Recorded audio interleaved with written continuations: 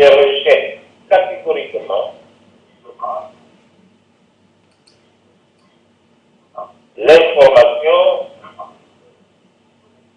parue dans la Voix d'Amérique avec ma photo disant que je suis pour l'autonomie du capital. Je n'ai jamais fait une telle déclaration. J'ai toujours exigé aux autorités angolaises de s'asseoir autour de la table avec les partis politiques candidats.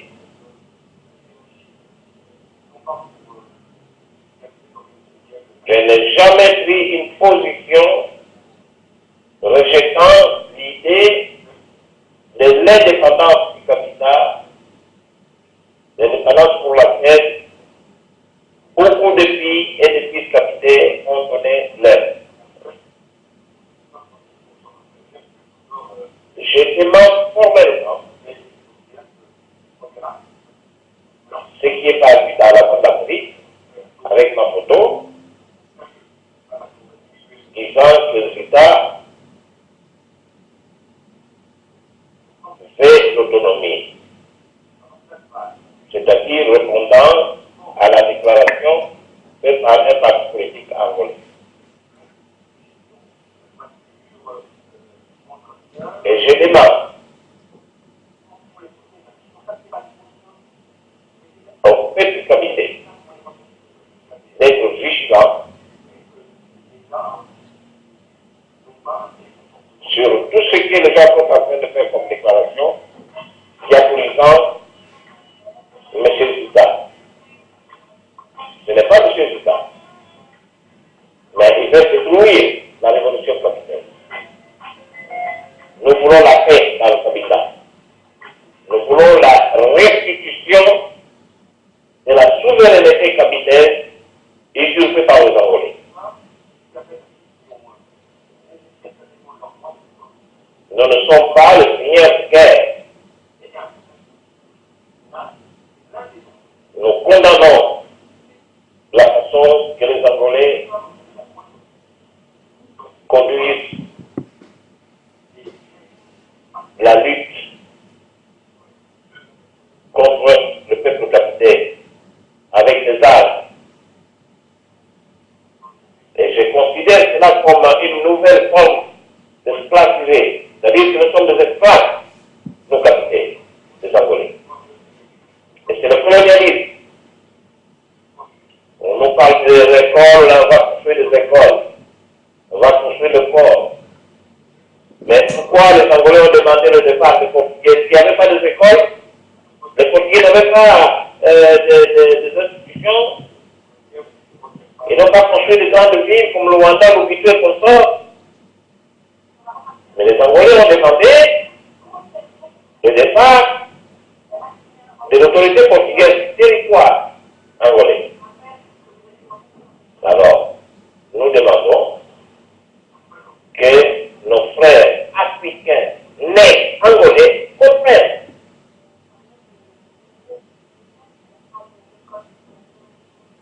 que nous, capitaines, l'héritage que nous voudrons laisser à nos enfants, c'est la souveraineté. Et nous ne voulons pas les laisser dans l'esclavagisme. Si c'est pour le pétrole, nous disons bien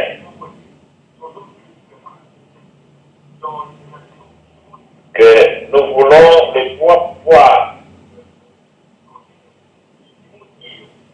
législatif, exécutif et judiciaire dans le territoire du Cabinda avec son drapeau. Et si les Angolais auront besoin des richesses qui se trouvent au Cabinda,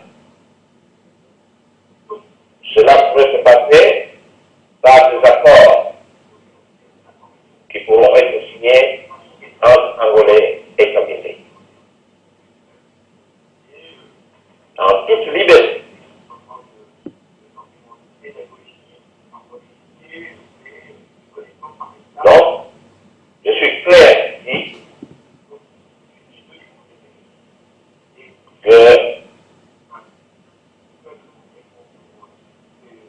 exemple, le voyage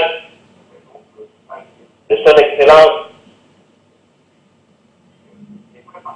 le secrétaire général des Nations Unies en Angola. Nous pensons que le secrétaire général des Nations Unies doit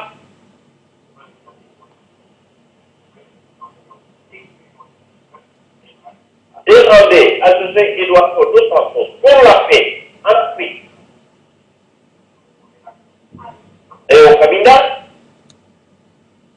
J'ai dit que les Angolais acceptent de s'asseoir autour de la table avec les partis politiques candidats. Le territoire du Cabinda n'a pas de frontière commune avec l'Angola. Le Cabinda, c'était un protectorat portugais. L'histoire le dit bien.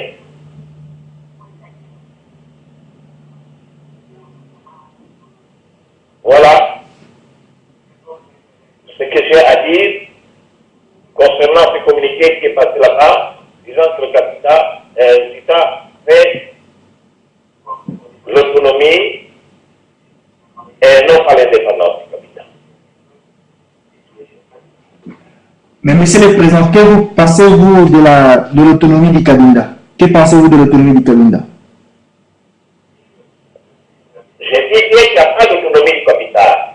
Il faut négocier, il faut se mettre autour d'une table avec les Angolais. Les Angolais doivent accepter d'aller autour d'une table comme les Angolais ont fait avec le Portugais à Alfort. C'est autour de la table que les cabinets décideront. Et ça devra être fait en toute liberté. Et non pas aliéné. Mais les gens, Monsieur le Président, les gens disent que vous avez confié M. Belchor à négocier l'autonomie du Cabinda. J'ai déjà fait cette déclaration à la fin de l'Amérique. J'avais donné une lettre à M. Belchor pour amener chez le président Dos Santos. J'attends la réponse. Je n'ai pas chargé à M. Belchor la mission d'aller négocier un statut politique quelconque. Et ce n'est pas de moi seulement que cela doit venir. Seul je ne peux pas décider le sort de tout un peuple. Il y a la démocratie. Et je suis conscient. Et les Angolais disent que c'est vous qui compliquez les choses, Monsieur le Président. Je ne complique pas les choses. Je demande de s'asseoir autour d'une table avec les Angolais. S'asseoir autour d'une table avec nos frères angolais ne veut pas dire que je complique. Je complique quoi? On peut expliquer, on peut demander, ils peuvent dire exactement, je complique quoi? Le Congo, quand ils ont eu l'indépendance, il y avait la table ronde à Bruxelles. Les Angolais, quand ils ont eu leur indépendance, il y avait la table ronde à Alfort. Alors, il y a un conflit qui a commencé avant l'indépendance d'Angola. Nous avons commencé la guerre du Cabinda avant l'indépendance d'Angola. Les Gitans ne compliquent rien du tout. Ce sont les Angolais qui compliquent. Ce sont les Angolais qui veulent, qui croient, qui s'obligent à dire que le Cabinda, c'est leur esclave, que le territoire du Cabinda, c'est un territoire conflit. Et c'est une faute dans l'Afrique centrale et dans la politique aujourd'hui en Afrique, où tout le peuple peut se prononcer, veut être libre. Monsieur le Président, avez-vous quelque chose à dire personnellement à M. Dos Santos? Parce que lui, il dit qu'il est toujours disponible à vous recevoir partout. J'ai dit à M. Dos Santos, s'il dit qu'il est libre, j'ai dit j'ai envoyé une lettre, il m'a pas répondu. C'est la plus simple expression. Quelqu'un qui vous écrit, même s'il est malheureux, même s'il est esclave, même s'il est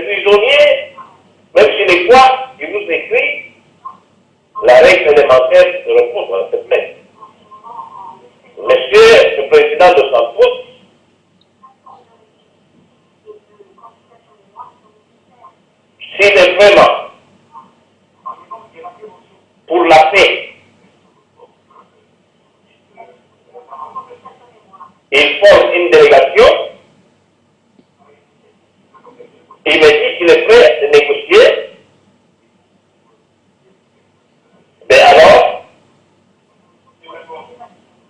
les deux délégations camerounaises et délégations angolaises vont se rencontrer à Bruxelles, par exemple, à Lisbonne ou à Paris pour négocier. C'est ce que je dis. Ce n'est pas le président de Santos. J'ai dit le président de Santos. Mais dans mon message de fin d'année, j'ai dit que le président de Santos est mal conseillé par ses généraux. Casa militar. Ça, c'est la cimetière de toutes les bonnes questions que le Santos peut résoudre, qui ne lui arrive jamais. Quand ça arrive dans ces cas militaires, ces militaires la font n'importe quoi et tout tombe au nom des deux Santos. Je ne dis pas que M. de Santos, c'est un saint, n'est-ce pas? Mais je crois bien qu'il y a beaucoup de problèmes qui ne lui arrivent pas. Ça s'arrête dans cadre militaire. Alors ce sont des militaires qui font leur commerce en tuant les gens des cabinets, on les rappe au Congo-Brazzaville, on va les tuer dans les frontières. Donc Santos ne peut pas envoyer un militaire dans les terres de telle histoire. Vous comprenez? Je pense pas. Là, vous défendez M. Dos Santos, M. le Président. Je ne pense pas. Mais je dis que je ne peux pas lui donner tort. J'ai dit, M. Dos Santos, s'il a entendu, s'il entend par exemple la voix que je dis ici, eh bien alors, il faut une commission. J'avais envoyé des taux là-bas, après la venue de l'Inde. Alors, quelle est la mission que nous avons confiée à Beto? Est-ce que le président devait voir, ah oui ou non? C'était le moment de pouvoir finir avec tout ça. Et depuis que Beto est entré là-bas, il y a combien de cabinets qui sont tués par les Angolais? Et il y a combien d'Angolais qui sont morts? J'attends la réponse du président de Santos, sa décision. En toute liberté.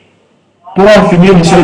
Nous avons le secrétaire de la commission, M. Jean-Pic, qui connaît très bien les problèmes capitaines.